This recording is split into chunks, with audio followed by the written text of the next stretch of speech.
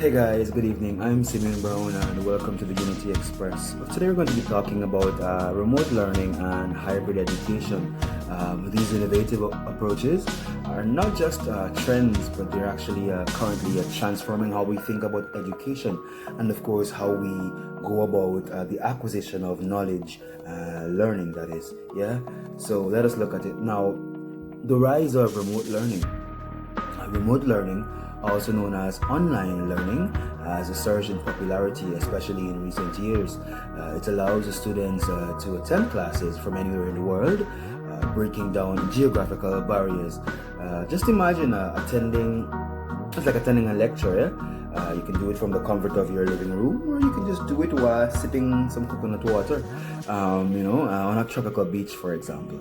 And I'm certain if you want to look at a more recent and real life example of what it is, just not so long ago, we survived COVID-19 and the pandemic and those regulations which were put in place to preserve life. And in those, we found that it was discouraged, that is, to have close interaction with each other during that time, just to sort of foil the continued spread or foil the spread of COVID-19. So that is a real life example of online remote learning and hybrid education, because many of us at that time attended university. We did so remotely, from your home, from your cars, from even work. So that is a clear and real life example of what it is, So let's look at some of the benefits of remote learning. Now, there is flexibility.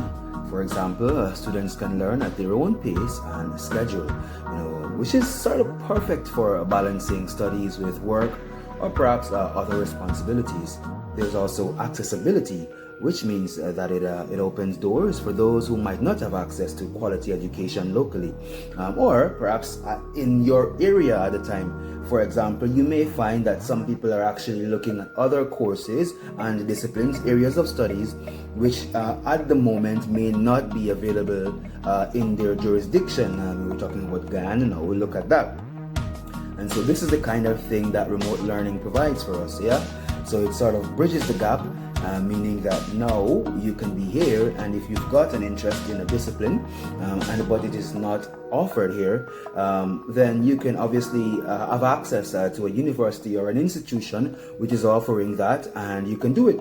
So perhaps it is being offered someplace else, and you can actually be able to enjoy the same value of undergoing that sort of training, whatever it is, even though that you may not be there in that place at that time. So it opens doors to those who might not have access to education, and all you need is basically an internet connection. There is also the fact that it provides a variety of resources. So from video lectures to interactive quizzes, remote learning offers a wide range of learning materials to suit different lifestyles, or different learning styles rather. And so you may, the concept of the learning curve, everybody learns differently. And so what may work for one set of people may not work for the other. And so you've got different methodologies employed to obviously ensure that learning takes place, and that you have undergone your study or your training period in a particular discipline or field of study, and that you can come out successful.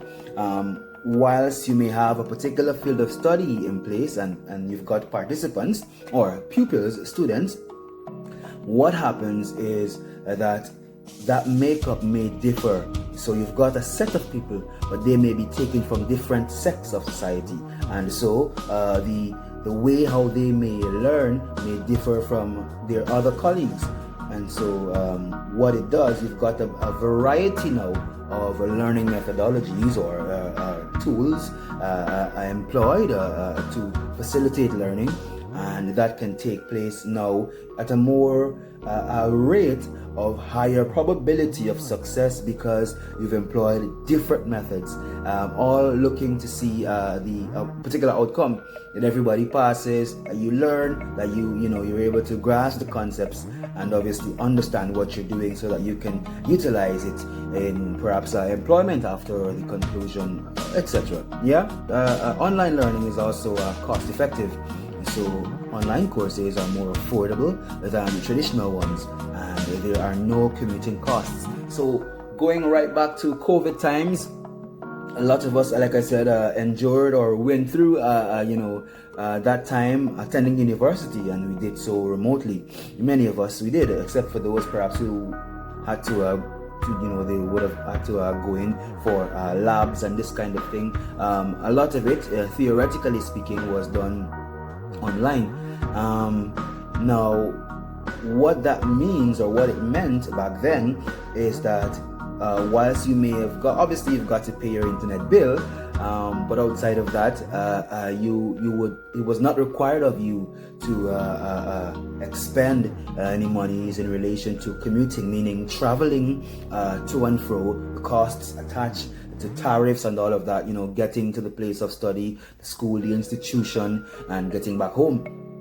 So really and truly, it is cost effective, so it's more affordable. It's probably more affordable than many other courses you may have gone through had it to have been physical, but it is less costly, and in many instances remote learning has no commuting costs, meaning that you don't really have to pay for the train or the bus or the car to get to the class.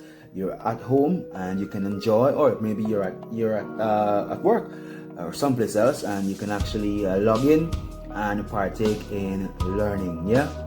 So now let's take a look at hybrid education, which is seen as the best of both worlds. Hybrid education combines online and in-person learning. Just sort of picture this, for example. Picture attending online classes during the week and then meeting up with your classmates for a hands-on lab session, for example. And we talked about that. We said that some people may have had to still go in to UG, Turkine, for example, if they had the need or they were doing studies which required them to have lab sessions. And so with that is how you can see now, we call it the best of both worlds. Hybrid learning now combines the online experience with that in-person experience as well. And so you can attend some classes online and then you go in later for your labs, etc. So it's a blend that brings the best of both worlds. Combining online and face-to-face interactions can cater to different learning preferences and also enhance understandings. So you've got an enhanced learning experience with that in mind. So you're not just, it's not just one-sided, and it's not just one way of looking at something. You can look at the theoretical aspect of it, and you may also go into a physical experience of things where you're actually in the field working, applying the knowledge learned or dispensed whilst in the classroom, or maybe whilst online, whilst you're at home tuning in, or whilst you're at home in class. And then you've also got improved engagement. The mix of teaching methods keeps students engaged and motivated. So you've got a different set, and you can look at this. If you want to talk about this, we can look at attention span and how that diminishes, or has diminished, or has been found to have diminished in recent times especially. So, the attention span now, I believe, is shorter than it was 30 years ago for lots of us. You've got a lot of factors, peeping into to contribute to that. But let's not look at that. Let us look at the attention span and how a change of activity can actually aid in you paying better attention to what is being taught or said or is happening.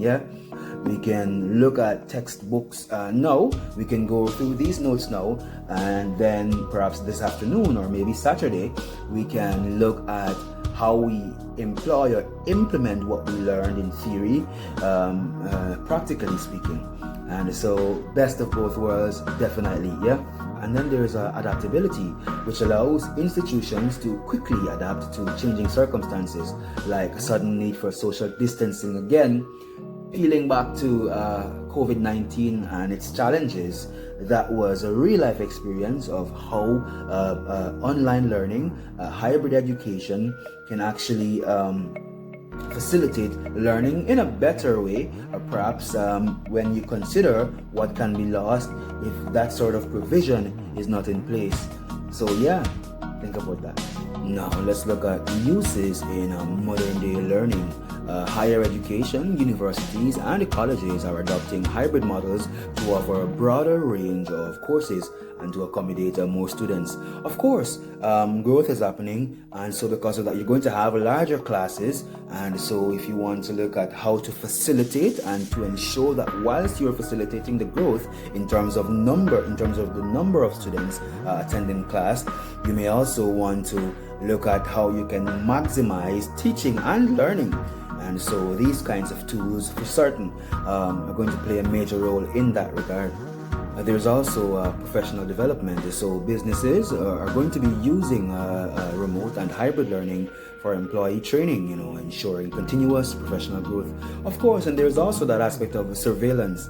And so with that in mind, you can utilize lots of programs which are focused on education, but with that added feature so that you can have a semblance of accountability employed.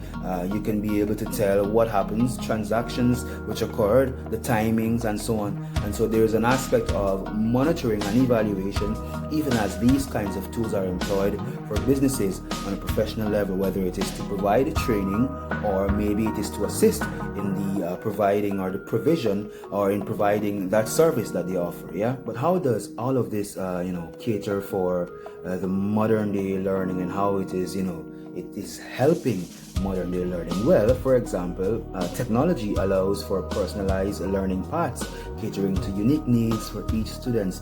So you may have students that may have a particular challenge or may have a particular interest, and perhaps the methods of teaching this topic or subject are not the best to be explored or enjoyed or endured by those students. And so you can find specialized training and teachings with obviously a different kind of approach to things through online learning and just generally employing technology in terms of education and knowledge acquisition. Yeah. Then there is a global collaboration. Students can collaborate with peers from around the world, gaining diverse perspectives and insights. So you've bridged the gap created by distance and created by us being in different jurisdictions or geographical locations. And now there is a greater networking, and so with that you can obviously expect better results, expect better guidance, perhaps even access and knowledge of new resources that you can employ to ensure that your business grows, to ensure that you've got that your tasks are better completed, all of it. Yeah, really and truly, there is a wide variety of things that can follow from the integration of technology in relation to not just learning but life generally. So that is a global collaboration. There is also skill development. Now, online tools and resources help to develop essential skills like, for example, digital literacy, self-discipline and time management. There's lifelong learning as well. Remote and hybrid models make it easier for individuals to continue their education throughout their lives, adapting to ever-changing job markets. And what that means is that even as time progresses, now there is a concept of a limit of what age you've got to be, at what age you should perhaps not work anymore. With the integration of technology in relation to education and then generally in terms of skills and skill sets relative to the service you may want or services you may want to provide, there aren't any particular limits outside of maybe having access. There aren't any real or greater limits to that. So now one can be beyond the age of retirement and still be able to do different kinds of businesses, perhaps open a business, obviously provide a service, and definitely be able to still provide for themselves and those they love. So think about that. Isn't that amazing?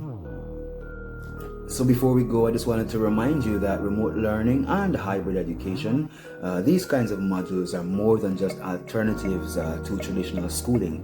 They are powerful tools that are shaping the future of children, the future of education. So whether you're a student, a professional, or perhaps just a lifelong learner, these innovative approaches offer flexibility, accessibility, a rich, engaging learning experience, and so you may want to give it a try. Be more open-minded about it, consider it, see what it looks like, how it goes, and try to understand the impact that this kind of approach has had, especially in recent times, and how that has promulgated growth and development on several levels, aspects, and facets of life. Thank you so much for tuning in. I'm Simeon Browne saying thanks so much again. This is the Unity Express. Have a nice one. Stay blessed. Stay safe. Peace out, man. One.